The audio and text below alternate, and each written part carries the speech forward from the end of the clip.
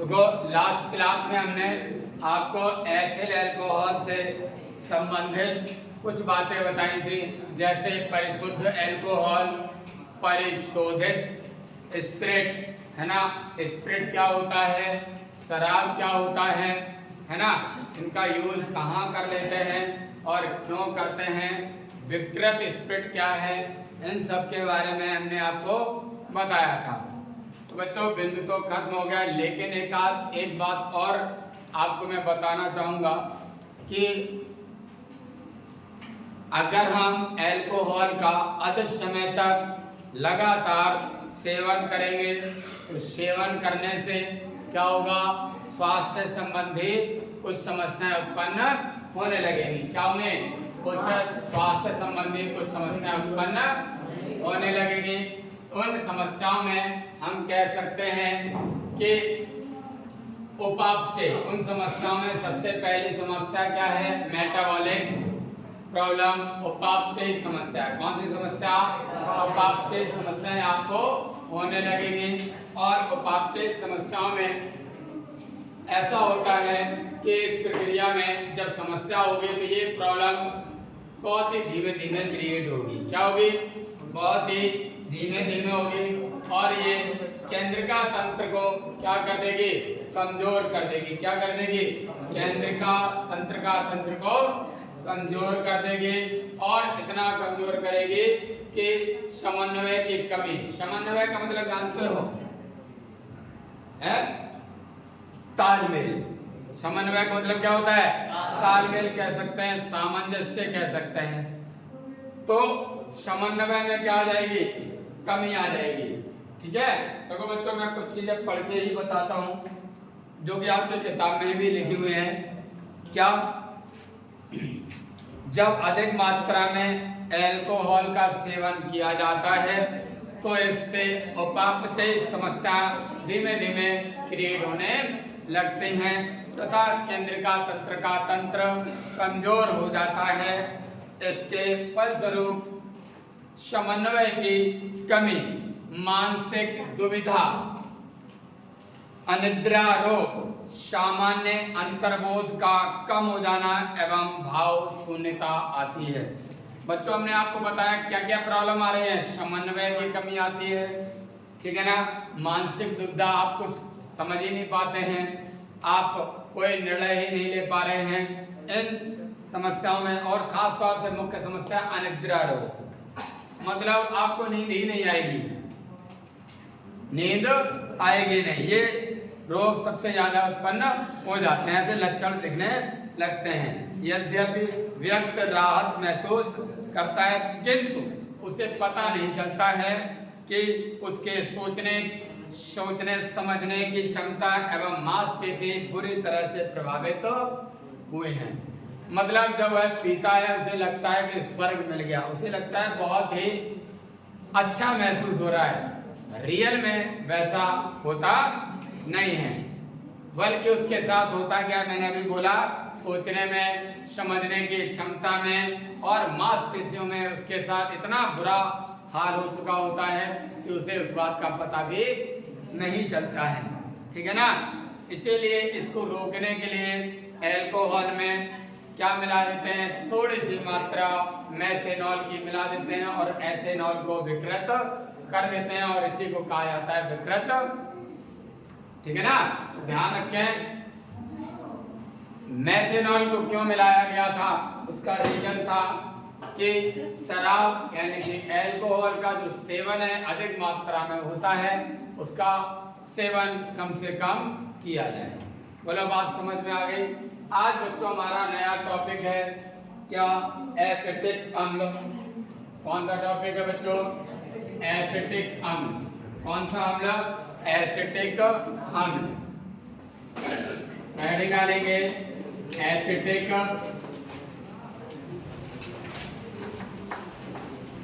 अम्ल, क्या डालेंगे भाई, एसिटिक अम्ल। इसको हम एथेनॉइक अम्ल भी कहते हैं। क्या कहते हैं भाई, एथेनॉइक अम्ल। एथेनॉइक अम्ल क्या कहते हैं बच्चों, एथेनॉइक अम्ल। ठीक है ना, एसिटिक एसिड या एथेनोइक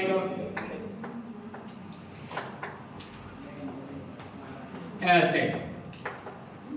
बच्चों एसिटिक अम्ल साधारण नाम है, जबकि एथेनोइक अम्ल IUPAC नाम है। आपसे पूछा जाए बताओ एसिटिक अम्ल का IUPAC नाम क्या है, आप क्या जवाब देंगे? एथेनोइक अम्ल। बच्चों हम लोग सामान्यतः आमतौर की भाषा में इसको सिरका भी कहते हैं। क्या कहते हैं? सिरका। इसका उपयोग हम अचार में डालने के लिए कई जगह पर उपयोग में लाते हैं। तो जब हम इसके उपयोग पढ़ेंगे तब हम जानेंगे इसके क्या क्या उपयोग हैं। फिलहाल इसको हम क्या कहते हैं? सिरका भी कहते हैं। क्या कहेंगे? सिरका। आप लोगों को पता है इसका फॉर्मूला क्या होता है? फॉर्मूला क्या होता है? फॉर्मूला होता है CH3COOH होता है। क्या होता है? CH3COOH होता है। हमें इसी को ही बनाना है। क्या करना है? इसी को ही बनाना है। बच्चों इसकी संरचना सूत्र बनाए हम तो कैसे बनेगा? HH मतलब CH3 सिंगल बॉन्ड C और double bond O, single bond O और H को भी अलग कर देंगे, सिंगल बॉन्ड H। ठीक है ना? मतलब COOH को ऐसे भी लिखा जा सकता है स्ट्रक्चरल रूप से। ठीक है ना? तो हम लोग अब बात करेंगे किसकी? निर्माण की विधियां। निर्माण की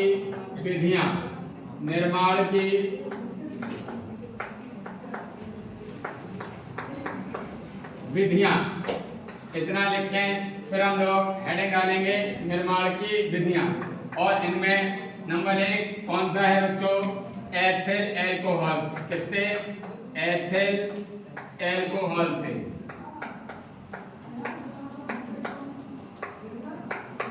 एथिल एल्कोहल से। तो लिखें भाई सभी लोग, हेडिंग डालें, ये सब लिखें, उसके बाद ये हेडिंग डालें। फिर लिखते हैं हम लोग कैसे बनाएंगे सिरका को, यानी कि एसिटिक अम्ल को, एथेनोइक अम्ल को। ठीक है, फटाफट लिखें।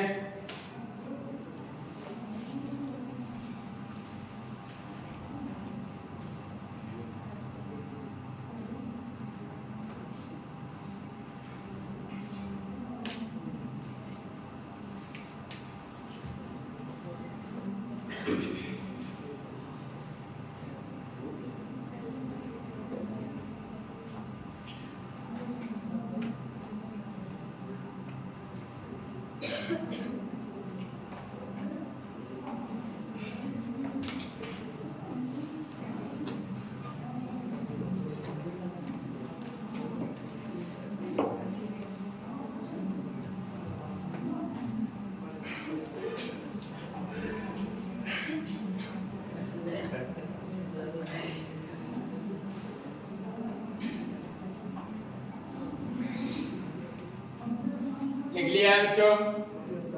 चले अब हम लोग लिखते हैं एथिल अल्कोहल से एथेनोइक अम्ल किस तरह से प्राप्त करेंगे।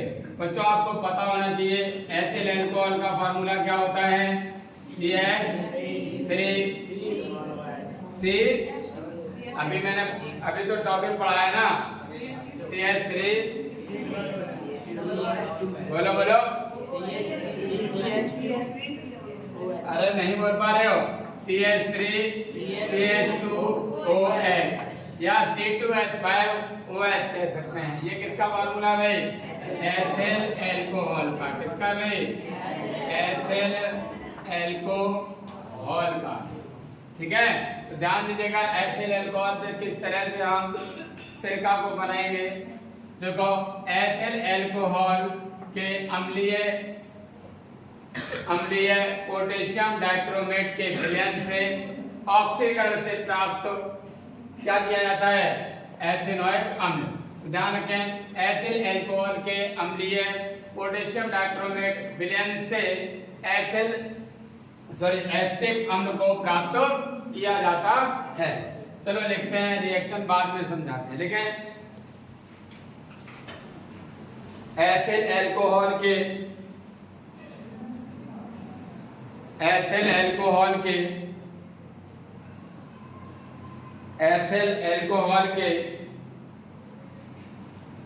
अम्लीय पोटेशियम डाइक्रोमेट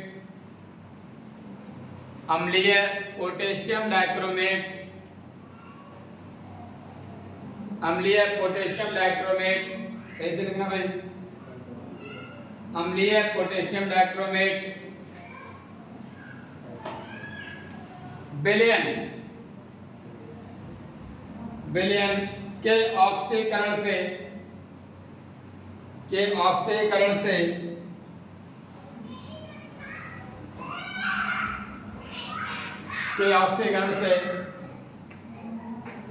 एसिटिक अम्ल प्राप्त होता है।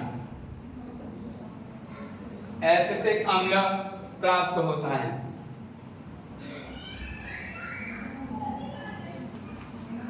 ओके, क्या कहा? एथिल अल्कोहल के अम्लीय पोटेशियम डाइक्रोमेट विलयन के ऑक्सीकरण से क्या प्राप्त होता है? एसिटिक अम्ल प्राप्त होता है। अगर हम कहें कि एथिल अल्कोहल से एसिटिक अम्ल का निर्माण किस तरह से करेंगे तो क्या कहेंगे? एथिल अल्कोहल के अम्लीय पोटेशियम डाइक्रोमेट के विलयन के ऑक्सीकरण से एसिटिक अम्ल प्राप्त होता है। ये रहा एथिल अल्कोहल, है ना, और पोटेशियम डाइक्रोमेट का फॉर्मूला क्या? K2Cr2O7 अम्लीय करना है, H2SO4 का ऑक्सीकरण कराना है, तो ऑक्सीजन की उपस्थिति में, है ना, अर्थात ऑक्सीजन का संयोग होगा। तो बच्चों ये दो पदों में अपक्रिया पूरी होती है। तो सबसे पहले जब ऑक्सीकरण होगा तो सबसे पहले बनेगा एसिटाल्डेहाइड। क्या बनेगा? एसिटाल्डेहाइड। फॉर्मूला क्या होता है? CH3CHO। इसका नाम क्या होता है? एसिटाल्डेहाइड। एसिटाल्डेहाइड, ठीक है ना। फिर फिर से ऑक्सीकरण की प्रक्रिया चलेगी। क्या? K2Cr2O7 प्लस H2SO4 क्या बन जाएगा? एसिटिक अम्ल। क्या फॉर्मूला होता है? CH3COOH। यही क्या हमारे पास? एसिटिक एसिड, ठीक है ना। याद हो जाएगा ना आपको। एथिल अल्कोहल से जब हम प्राप्त करेंगे, कैसे? एथिल अल्कोहल के अम्लीय पोटेशियम डाइक्रोमेट विलयन के ऑक्सीकरण से क्या प्राप्त होता है? एसिटिक अम्ल प्राप्त होता है। लिख के इसको।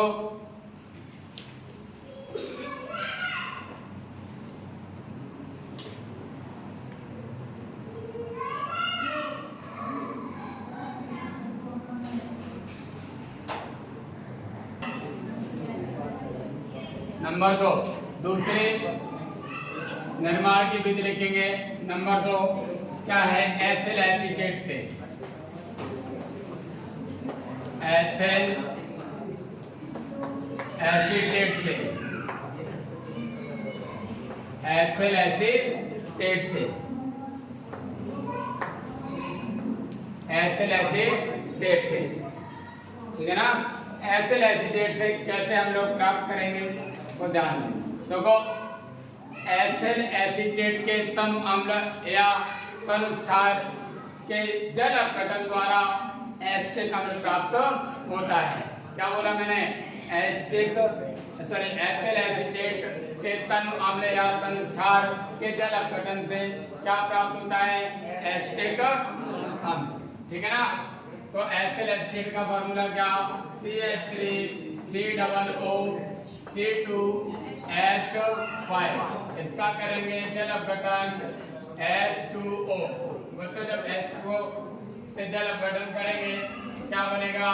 CH3COOH। बाकी क्या बचेगा? Plus C2H5OH। क्या बनेगा? ठीक है ना। तो लिखेंगे एथिल एसीटेट के तनु अम्ल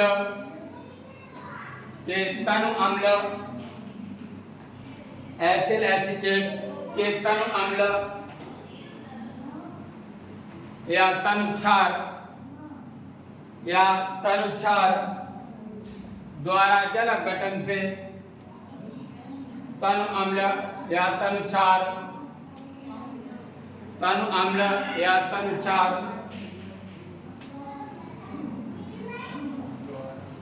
द्वारा जल अपघटन से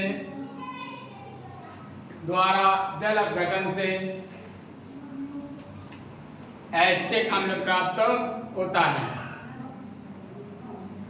एसिटिक अम्ल प्राप्त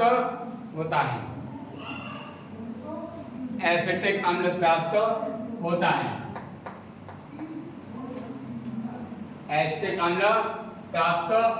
है। ओके, अम्लीय माध्यम में करना है इसलिए H+ लगा दिया। लिख ले भाई, नोट करें।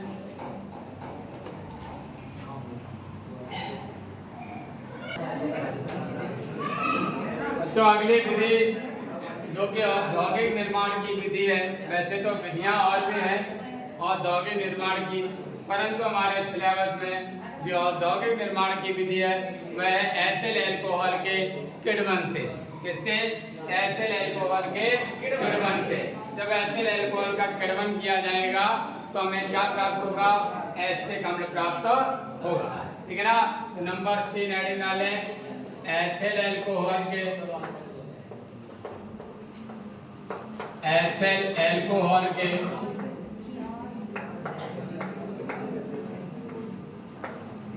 किण्वन से।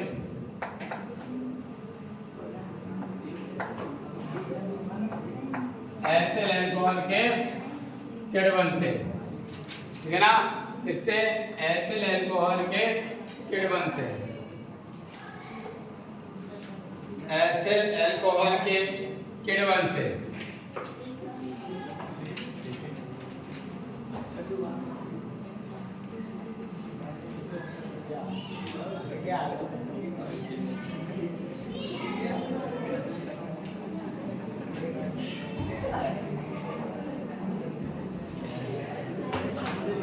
बोलो, ध्यान दीजिएगा। एथिल अल्कोहल के किण्वन के लिए क्या करते हैं? एथिल अल्कोहल को वायु में खुला रख देते हैं और क्या होता है? उसका किण्वन हो जाता है। और जब किण्वन हो जाता है तो एथिल अल्कोहल का जलीय विलयन अर्थात सिरका प्राप्त हो जाता है। वायु में एक जीवाणु होता है, इसका नाम होता है माइकोडर्मा एसिटी। क्या नाम है? माइकोडर्मा एसिटी। वह अपनी वृद्धि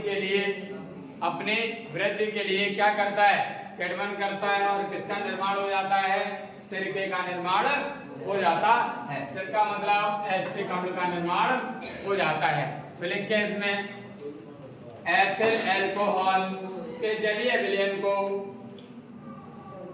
एथिल अल्कोहल के जलीय विलयन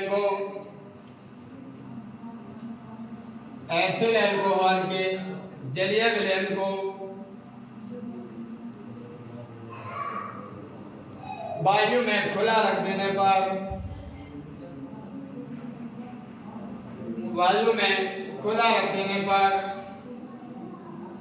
इसका किण्वन हो जाता है।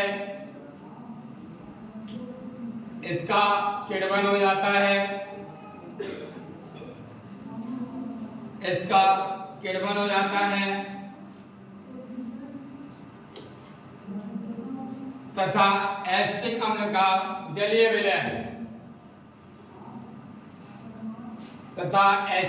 का जलीय विलयन अर्थात सिरका प्राप्त हो जाता है।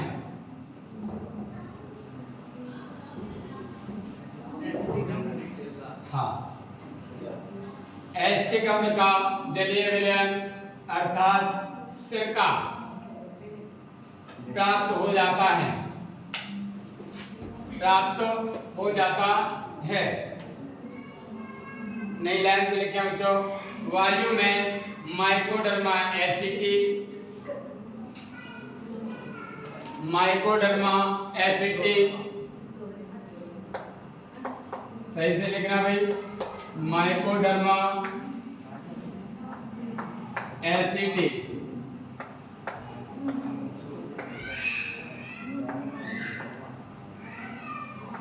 माइकोडर्मा एसिटी, माइकोडर्मा एसिटी नामक जीवाणु, माइकोडर्मा एसिटी नामक जीवाणु उपस्थित रहते हैं, जो अपनी वृद्धि के लिए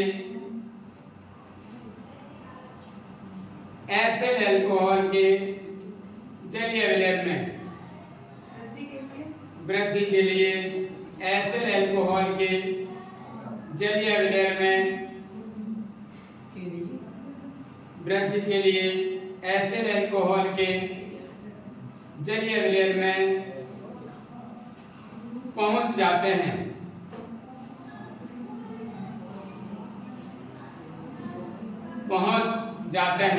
तथा किण्वन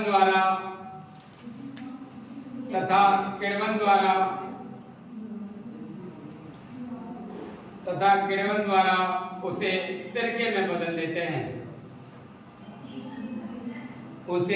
सिरके में बदल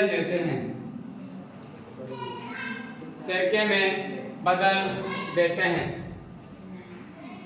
तो बच्चों रिएक्शन क्या होगी? ये रहा एथिल अल्कोहल CH3 CH2OH, ये वायु की उपस्थिति में O2, वायु में जब इसे खुला छोड़ेंगे तो ध्यान दो किसकी उपस्थिति में? माइकोडर्मा एसिटी, माइकोडर्मा एसिटी, यह जीवाणु होता है, इसकी उपस्थिति में क्या कर देगा? किण्वन करेगा और क्या प्राप्त होगा? CH3COOH, ठीक है ना? CH3COOH और क्या बनेगा? जल H2O, जलीय विलयन प्राप्त होता ना H2O, बस हमें क्या बनाना था? एसिटिक अम्ल, ठीक है? लिख लीजिएगा।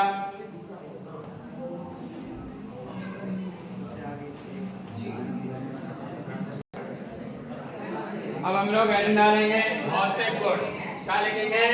भौतिक गुण, ठीक है? चलो मैं इसको साफ कर दूं। भौतिक गुण, सभी लोग एन डालें भौतिक गुण। तो आज स्वास्थ्य बहुत ही अच्छा नहीं है, इसीलिए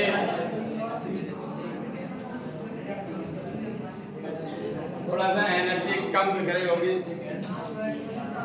आज स्वास्थ्य मेरा ठीक नहीं था, तो वैसे ही कोई बात नहीं, जितना है उतना ध्यान दीजिएगा। एडिना लेंगे भौतिक गुण, फिजिकल प्रॉपर्टी, क्या लिखेंगे? भौतिक गुण। एडिना लें, लिख लिया? चलो लिखें नंबर 1 पॉइंट, लिखें। पहला, यह एक रंगहीन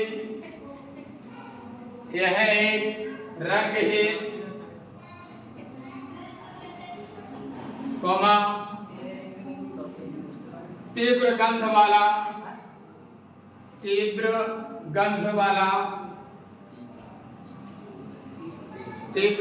वाला संचारक द्रव है।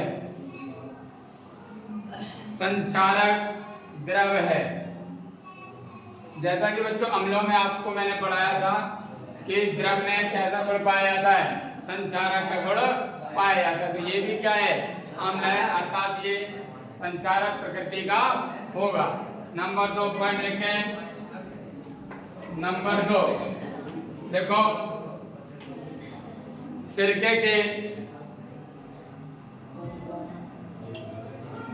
नंबर 2 लिखें, सिरके के तीव्र गंध,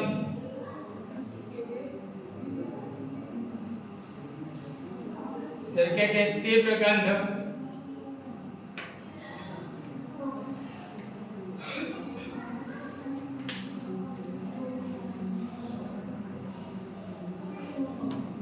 सिरके के तीव्र गंध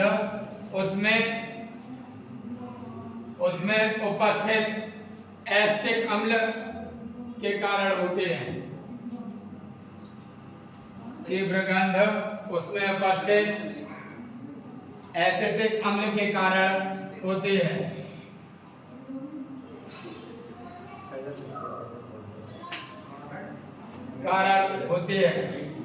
नंबर 3 बिंदु लिखें। तीसरा, इसका क्वथनांक 118 डिग्री सेंटीग्रेड 118 डिग्री सेंटीग्रेड होता है।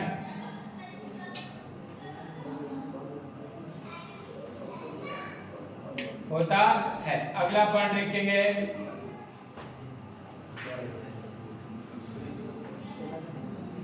सोलह 16.5 डिग्री सेंटीग्रेड पर यह बर्फ की तरह जम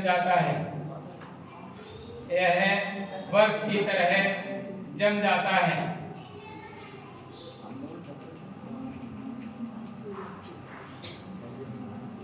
नेक्स्ट पॉइंट,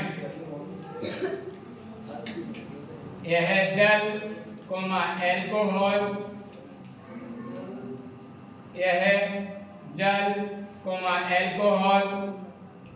तथा ईथर में विलय है।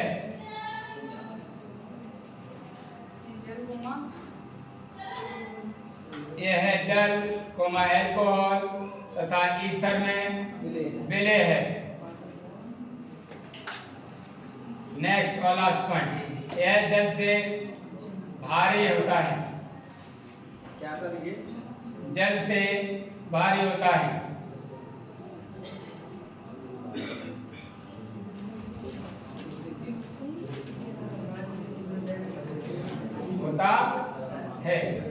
ठीक है ना? ये हमारे भौतिक गुण हो गए। अब हम लोग हेडिंग डालेंगे रासायनिक गुण।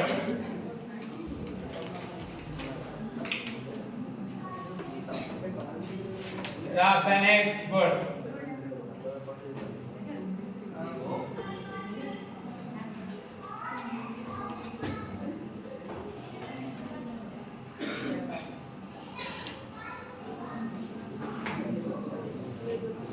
रासायनिक गुण। बच्चों आप लोग इसमें एक चीज देखें, फॉर्मूला क्या होता है? CH3COOH। बच्चों इसमें एक तो मेथिल समूह जुड़ा है और एक इसमें कार्बोक्सिल समूह है। दो समूह है, तो ये अलग अलग मेथिल समूह से भी रिएक्शन देता है और इससे भी देता है। ठीक है ना?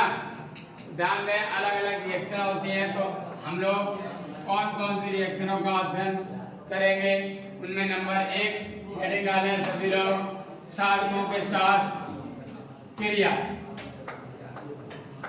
क्षारकों के साथ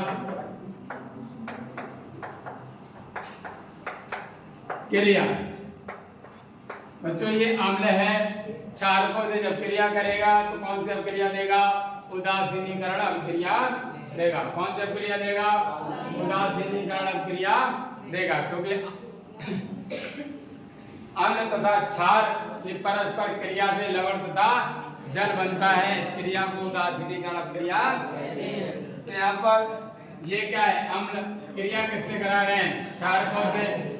जब क्षारकों से क्रिया कराएंगे तो क्या बनेगा? लवण बनेगा और जल बनेगा। इसी क्रिया को क्या कहेंगे? उदासीनीकरण क्रिया कहेंगे। बोलो, बात समझ में आ गई?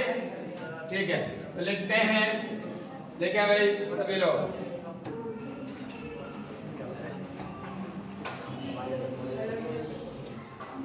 बोलो,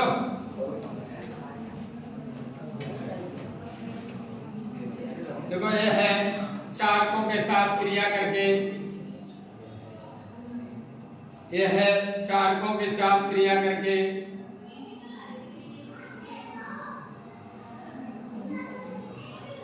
लवण बनाता है। क्षारकों के साथ क्रिया करके लवण बनाता है।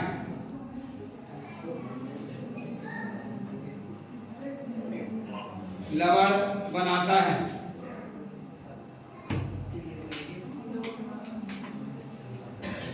लवण बनाता है। रिएक्शन लिखता हूं मैं, जैसे बच्चों CH3COOH, इसकी क्रिया किससे करनी है? क्षारकों से। जैसे NaOH क्या बनेगा? CH3COONA। क्या नाम है? Sodium acetate. क्या नाम है? Sodium acetate. सोडियम एसीटेट जो कि क्या होता है? लवण। प्लस क्या बचा? H2O। और रिएक्शन लिखता हूं CH3COOH प्लस NH3। ठीक है ना? इससे क्रिया करेगा तो क्या बनाएगा? CH3COONH4 ammonium acetate. क्या बनाएगा? Ammonium acetate. Ammonium acetate. Acetate बच्चों, जब हम अमोनियम एसीटेट को गर्म करेंगे, क्या यहां मैं लिख देता हूं, नीचे नहीं यहां लिख देता हूं, ठीक है? अमोनियम एसीटेट को गर्म करने पर